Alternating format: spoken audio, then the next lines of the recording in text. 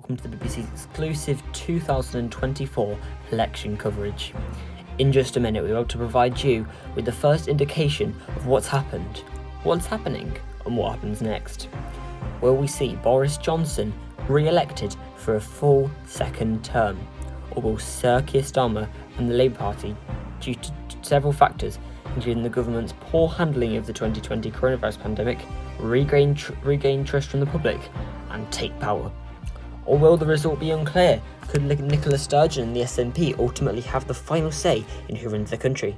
And what could that mean for the union? Well, it's time to find out. Our exit poll, conducted for the BBC, ITV and Sky, surveyed 29,211 people to get our first indication of our result. Remember, the exit poll is just a forecast, not an official outcome, but from what we've seen in the past, our exit poll is usually very precise. Now here it is. Our exit poll projects that there will be a hung parliament when all the votes are counted and all the results are declared. We believe Labour are to be the largest party, with 14 more seats than the Conservatives. But we are placing a plus or minus 20 seat difference with this result, so there's no telling if it will materialise. Let's take a further look at our exit poll and look at the figures. Labour, as I said, the largest party, we believe, on 290 seats. That, if is correct, is 88 seats, the highest increase since that Tony Blair landslide in 1997. The Conservatives, on the other hand, down 89, their worst decrease since 1997. Also, the SNP doing as we expected, really, on 51 seats. However, note, there is a few seats in Scotland which are too close to call and really 50-50, so we are going to treat that figure with a bit of caution. The Lib Dems staying on 11, the Greens staying on 1, 23 others, 18 in Northern Ireland, 4 for Plaid Cymru, 1 for the Speaker Lindsay Hoyle in Chorley. So it's now midnight. We've had 5 results in so far, all declared for Labour. So far, most notably Labour regaining Blythe Valley from the Conservatives, the rest Labour safe seats declaring as we expected. What's worth noticing is the vote share. Labour up almost 10% at the expense of the Conservatives and the Lib Dems and the Green and Brexit Party making up the rest. So it's now 1 a.m, let's run you through what we've seen so far. There you can see 4 results. Labour winning in Wigan, Lisa Nandy, who for now is the Shadow Foreign Secretary, he might change as we've said. Down north in Northern Ireland, the Alliance holding onto that seat. Workington in Cumbria, Labour have got a couple of other seats in that area where they're targeting. They've won one of them, Workington, along with Blythe Valley in the northeast, so they're up 2 so far. Another one to notice is the SNP winning their first seat of the night, Rutherglen and Hamilton West. Worth talking about because the former MP, Margaret Ferrier, was famous for having the whip withdrawn from her after breaking COVID restrictions in 2020. The Labour Party spent a lot of money in that constituency and a lot of time there, and they were pretty confident about taking it, but it seems that the 2 visits that Keir Starmer personally made to the seat were not worth it, as the Labour Party are just up 1.2%. Perhaps that foreshadows a good night for the SNP in Scotland. It's now 2 a.m, we've just entered the rush hours from 2 a.m. to 5 a.m. we usually see on election night. There is 96 seats declared so far of the 650, so let's run you through a couple. Clwyd South in Wales, a key target for Labour, has been won by Labour, another gain. Just in from Thurrock, Jackie Doyle-Price re-elected in Thurrock. Carlisle, a key target for Labour, again, which I mentioned in that Cumbria category. Conservatives have held on to Carlisle. That really signifies the uphill battle that Labour had coming into this election. Someone more successful, though, is Rushcliffe, the former seat of one Kenneth Clark, or rather Baron Clark of Nottingham now. He was the MP there for 50 years, and he was Chancellor under John Major. His seat, which he held through the Tory massacre in 1997, but now his old seat has gone to Labour, an incredible moment. Let's go to Wales now in Tuffan.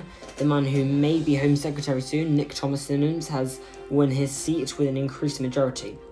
In North East Wales, Labour has retaken Wrexham, and in the South East gained Wickham off the Conservatives. Khalil Ahmed, a local councillor who has gained Wickham off the seat from their twice former chair of the ERG, Steve Baker, a big gain there for the Labour Party. The Labour Party not successful in Wellingborough. Peter Bone, the Eurosceptic Conservative MP, easily re-elected in Wellingborough. And speaking of ERG members, Andrew Bridgen, a staunch endorser of Brexit 4 years ago, has successfully held his seat in the East Midlands in North West Leicestershire. Finally, three key marginals. Putney, the only one the only gain for the Labour Party in 2019. As we will find out shortly, they've easily surpassed that already. The Labour Party are holding on to Putney, as well as 2 seats in West Brom, East and West. 1 seat, East being the former seat of Deputy Leader of the Labour Party, Tom Watson, which they lost in 2019. That, along with West Brom West, are both retaken by the Labour Party. Let's go through the seat numbers now. The Labour Party on 58 and the Conservatives on 25, the SNP on 6, Plaid Cymru on 2 and the others on 6. And let's go through the Labour gains. 13 in total: Blythe Valley, Workington, Darlington, Burnley, Clode South, Leigh, Stockton South, Vale of Glamorgan, West Brom East, West Brom West, Northampton North East, Wrexham and Wickham. They're the gains so far. 13 for Labour gains, 1 for the SNP, and that is off Lib Dems in Caithness, Sutherland and Easter Ross. It's now 2:30am. We have a few more results in. Barnsley East, key Brexit Party target seat, held by the Labour Party. Angus, held by the SNP. Torbay, held by the Conservatives. The Minister for Immigration, Kevin Foster, winning his seat. Now a big gain. Labour gaining Watford from the Conservatives. It's now 3am. Over the last half an hour, we have had 186 declarations. Let's go through some key seats. Just in Surrey Heath, Michael Gove, the Cabinet Office Minister, he has retained his seat with an increased majority of the Liberal Democrats in Surrey Heath. The First Secretary of State, Dominic Raab, has been returned as the local MP for Ayrshire and Walton. The Work and Pension Secretary, Theresa Coffey, has held her seat in Suffolk Coastal. And a big gain, Sedgefield, Tony Blair's former seat, where Boris Johnson celebrated his election result in the last election. Labour has gained that.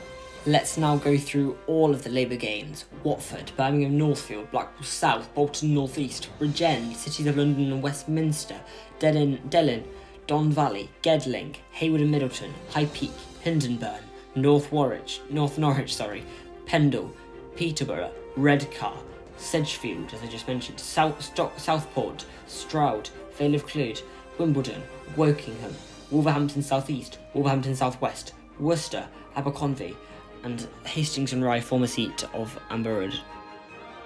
It's now 4am. Let's have a look at the latest seat declarations. Just in, Ed Davey has been sent back to Parliament as the MP for Kingston and Surbiton, despite a very poor campaign and a bad night for his party generally, seeing his vote share collapse up and down the country. The Chancellor, Rishi Sunak, has been re-elected with a large majority in Richmond, Yorkshire, in the very north of England. Down in Essex, we can also see that the Home Secretary, Priti Patel, in her safe seat, Witham, has been re-elected. As we now see that Labour have got 229 seats already, 27 more than in 2019. This is proving to be a good night for the Labour Party, as we expected, because of the exit poll we got 6 hours ago. Since then, Labour has flipped 51 seats, the latest of which are the following: Antrim and Sale West, Copeland, Crewe and Nantwich, Ipswich, Lincoln, Milton Keynes South, Penistone and Stockbridge, Reading West, Shipley, Wakefield, Warrington South. Net gains 51, Conservatives down 53, the SNP up 3, the Lib Dems down 1. It is now 5am, and in the last few moments we have got some shocking developments. The declaration is now come in from Uxbridge and South Ruislip, the seat, or rather the former seat, of the Prime Minister Boris Johnson, and as you can see, he has lost his seat. Ali Milani is the new MP for Uxbridge and South Ruislip, and this simply caps off what was already a terrible night for the Conservative Party. We will, I'm sure, start to see lots of speculations over who the next Tory leader will be from the coming hours. We're already seeing tweets of hashtag Priti Patel in, hashtag Giga Brace Mogg in, on the right of the party, and not to mention the more moderate TRG members such as Mark Garnier and Stephen Crabb being suggested. In North London, Labour leader Sir Keir Starmer has been easily re-elected to his constituency, Holborn St Pancras, with 42,000 votes and 74% of the vote in his constituency. The challenger wins, the incumbent loses, further adding incredible drama to this election as Labour reached 273 seats on this hour, 11 seats ahead of the Conservative Party on 262. The SNP have got 51 seats, so far, likely to rise to 52, up 4 seats in 2019 total. Latest batch of results in the past hour, and with there not being more results to declare, we are in the situation of hung Parliament 100% mathematically confirmed. Nicola Sturgeon now has the keys to number 10, as no party can reach the 326 MPs required to have a majority in the House of Commons without the 51 or 52 SNP MPs. Here are some more Labour gains. And the Labour gains are as followed: Ashfield, Bolsover, Dennis Skinner's former seat, Broxton and Subi's former seat, Calder Valley, Colne Valley, Dewsbury, Filton and Bradley Stoke, Cayley, Milton Keynes North, Morecambe and Lunesdale, Northampton North, Northampton South, Pudsey, Southampton Itchen, Stoke-on-Trent North, Stoke-on-Central and Uxbridge and South Ruislip. The net gains in total is 68 additional MPs for Labour and minus 71 for the Conservatives, plus 4 for the SNP, that's 3 off the Tories and 1 off the Liberal Democrats. It's 7 a.m, good morning to those just waking up. You have missed quite a night, but for no time to explain, now we have to go to some results. Brighton Pavilion, the Green Party's only seat held by Caroline Lucas, she hasn't achieved an increase in her vote share, something she has managed every single time she stood here in Brighton Pavilion.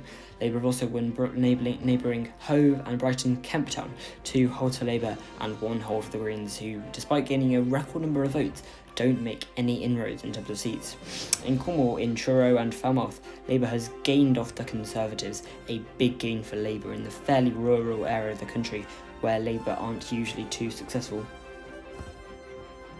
We have for you at 8 a.m, some breaking news. Boris Johnson has resigned as Prime Minister after losing his seat in West London and leading the Conservative Party to their worst result in 20 years. Several Conservative MPs are registering their interest in the Conservative leadership contest.